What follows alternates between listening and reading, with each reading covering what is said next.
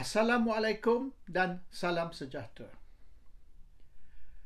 Perdana Menteri Anwar Ibrahim membawa Malaysia ke arah kehancuran.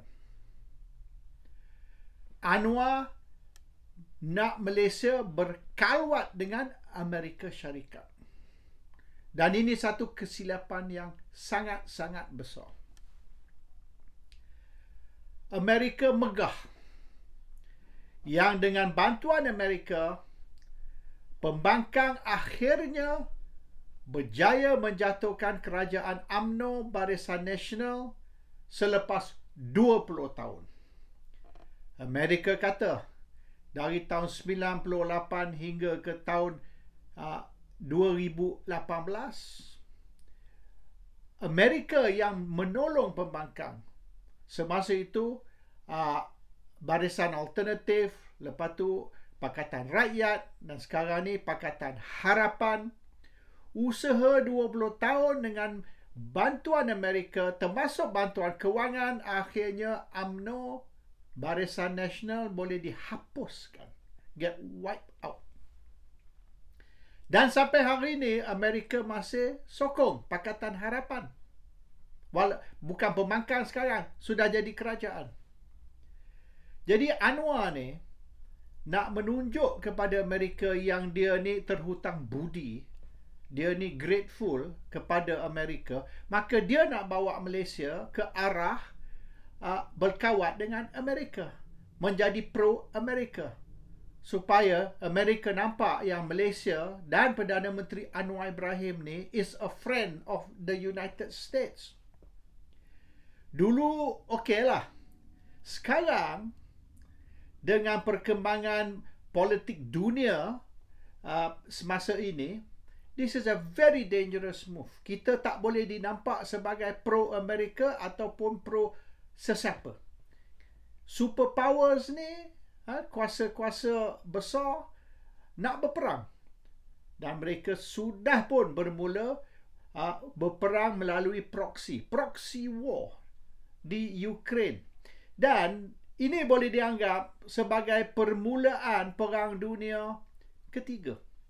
Kalau kita kaji sejarah bagaimana Perang Dunia Kedua bermula, maka sekarang ni langkah-langkah yang diambil oleh kuasa besar lebih kurang sama. Hari ini Presiden Amerika melawat Ukraine. Sebab apa dia melawat Ukraine? Ini satu signal bahawasanya Amerika sekarang all out untuk bantu Ukraine. Dan negara-negara NATO akan menghantar senjata, kereta kebal, macam-macam kepada Ukraine supaya Ukraine ni mampu berlawan dengan Rusia. Kalau tak, Ukraine tak boleh tahan. Sebulan dua lagi Ukraine akan hancur. Jadi mereka nak peperangan ini bukan saja berterusan, tapi akan menentukan yang Russia akan kalah. China pula akan masuk campur. China akan membantu Russia dengan senjata dan macam-macam lagi bantuan militeri dan juga kewangan. Dan it's going to be peperangan proksi di antara USA dan China. Dan Amerika nak Thailand, Filipina, Malaysia, negara-negara yang dekat dengan China untuk menjadi tapak sekiranya berlaku peperangan di antara Amerika dan China. It's going to be American bases. Thailand, Filipina, Malaysia, dan negara-negara yang baik dengan Amerika akan diseret masuk. Tentera laut mereka, tentera udara mereka, semua akan berpengkalan di negara-negara ASEAN. And this is ultimately America's punya motif nak mengguna Malaysia dan negara-negara yang dikeliling Malaysia ni di South China Sea, Southeast Asia, sekira berlaku peperangan di antara Amerika dan China, maka kita akan, Malaysia dan negara-negara Southeast Asia atau ASEAN akan terima akibatnya. If America's presence is in Southeast Asia, China terpaksa maknanya serang ataupun bom negara-negara seperti Malaysia yang anti-China dan pro-Amerika. Jadi dari dulu lagi, semasa Pakatan mula-mula ambil alih kerajaan tahun 2018, kita sudah tunjuk, masa tu Mahathir Perdana Menteri, tapi kita Malaysia sudah tunjuk yang dia ni anti-China, dan projek-projek yang telah dibuat atau kontrak-kontrak yang telah diberi kepada China di-cancel, dibatalkan. Dan ini sudah menunjuk yang kita ni anti-China dan kita pro-Amerika. Sekarang dengan Anwar Ibrahim sebagai Perdana Menteri, lebih lagi kita menunjukkan yang kita ni pro-Amerika. Amerika tak kisah sebab tentang negara-negara macam Malaysia.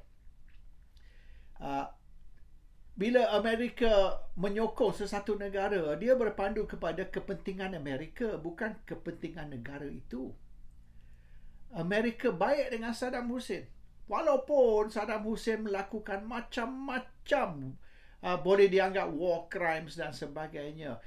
Saddam Hussein menindas rakyat dia sendiri, membunuh rakyat dia sendiri, terutama sekali rakyat Kurds. Yang Kurdish ni, ramai mana satu kampung dibunuh, di wipe out. Tapi Amerika pro Saddam. Sebab Saddam ni berperang dengan Iran yang dianggap sebagai musuh.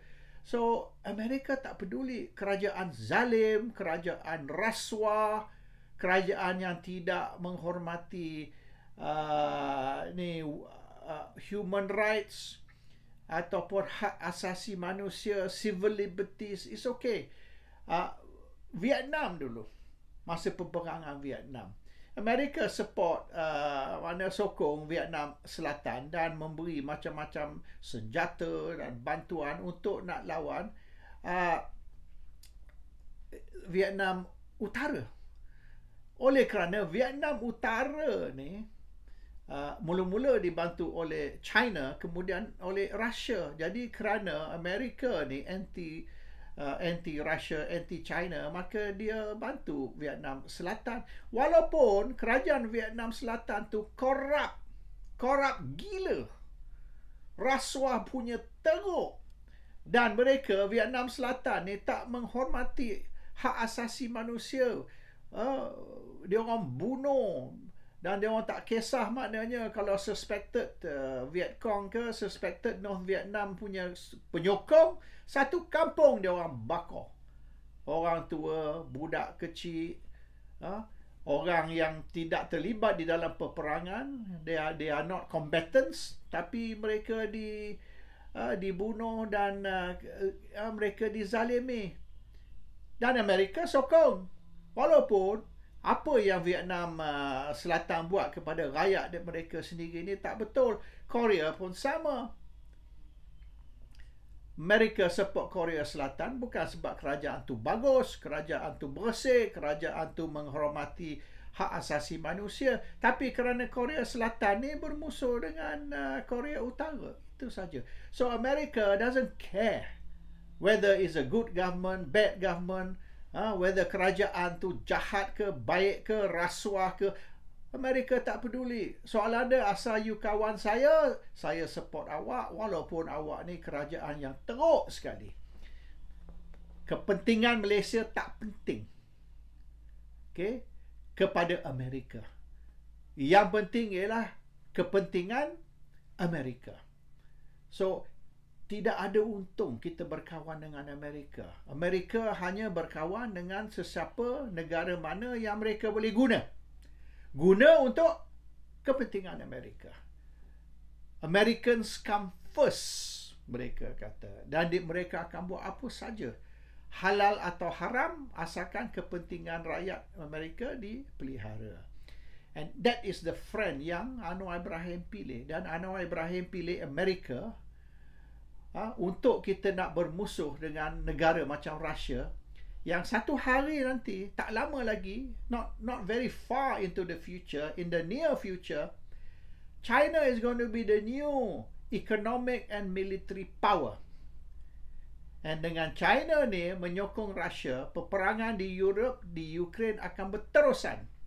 Dan peperangan ni bukan saja akan menyebabkan orang mati, orang cedera, negara hancur, tapi seluruh ekonomi dunia akan terjejas, oleh kerana this war is a very expensive war. Ini satu peperangan yang sangat-sangat mahal, dan dengan masalah COVID yang belum selesai lagi, yang juga menyebabkan masalah ekonomi dunia, peperangan ni akan menambahkan kesusahan.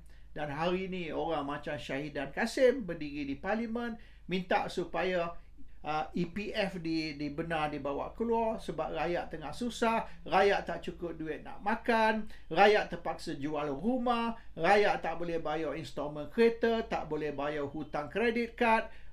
Rakyat Malaysia ni menderita sangat-sangat, dan minta kerajaan meluluskan pencaruman, keluarkan duit EPF mereka. But there's nothing much left. Nak keluarkan banyak mana yang duit masih ada dalam EPF, dah 2 kali keluar, nak keluar apa lagi? Ini dah kita perah tebu tu 2 kali, kita nak masuk kali ketiga. Mana ada air dah? There's nothing anymore. Dust, only dust. Dan kalau kita bagi rakyat Malaysia keluarkan 100% duit EPF, sebab kalau kita kata kita benar 5,000, 10,000, ramai tak ada pun 5,000, 10,000. Bermaknanya kita ambil keluar 100%, rakyat nak makan apa pencen besok? Nak makan pasir. So, the economic policies of Malaysia tidak menjamin masa depan rakyat Malaysia. Dan sekiranya masalah ekonomi dunia disebabkan COVID dan peperangan berterusan dan bertambah teruk, akhir sekali the 100 days of Anwar Ibrahim, dalam lebih kurang 2 minggu lagi, 100 hari pemerintahan kerajaan baru, kerajaan Anwar Ibrahim, akan membuktikan yang ia sebenarnya bukan kerajaan perpaduan, tapi kerajaan gagal. Dan dengan membawa Malaysia ke dalam risk zone risiko tinggi, kalau isu Ukraine ni dengan China masuk campur, dengan NATO masuk campur, dan akan menjadi proxy war, Third World War by proxy, ataupun Perang Dunia Ketiga melalui proxy, masa depan Malaysia gelap sangat-sangat. Dan yang Anwar Ibrahim duduk sibuk ni, nak cari beberapa orang Perikatan Nasional untuk disumbatkan ke dalam jail atas macam-macam tuduhan. Mungkin Anwar ni nak mengalih pandangan, maknanya biar orang fokus kepada isu baru.